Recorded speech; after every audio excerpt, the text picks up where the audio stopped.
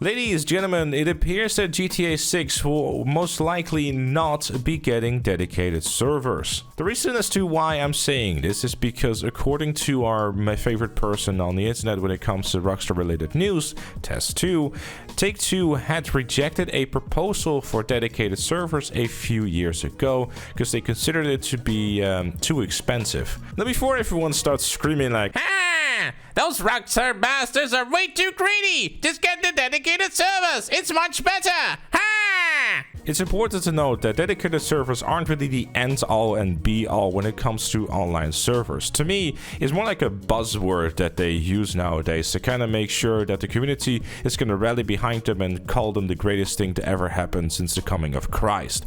Now, obviously, the exact opposite happens when it comes to peer-to-peer. People tend to still have this negative kind of vibe towards the whole thing, where there's still plenty of games that are using this technology and is generally still fine, especially when used in a hybrid way. GTA Online already uses this hybrid peer-to-peer kind of server environments for stuff like matchmaking, transaction processing, and so on. Stuff that, you know, is not really related to the content, I suppose.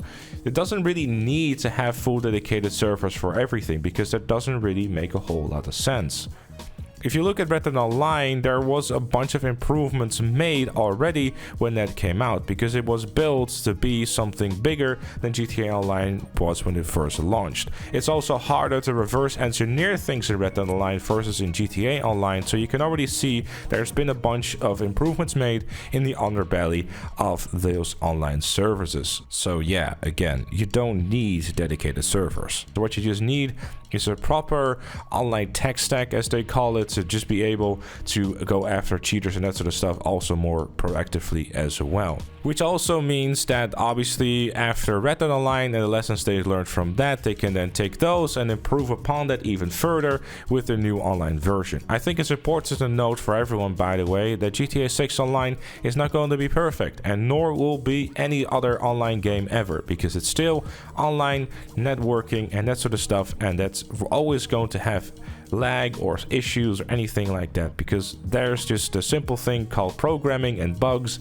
and you're always going to have that. And I'm sure Rockstar has learned from all this stuff, and they've seen all the experience that they've had with it before, and I'm sure they'll continue to build upon that. I think there's no reason to start screaming and be like, oh my god, what is going on? Why don't we not get dedicated servers? Because while it might also be partly a money issue, having the experience that they have with the current system that they are using from GTA Online and Red Dead Online, I think it's going to be fine, honestly. But yeah, that's pretty much it for the video. I really just wanted to throw this video out there just in case all the headlines are going to start screaming about no dedicated servers without any sort of like insight as to what exactly is going on and whether or not it's a good or a bad thing.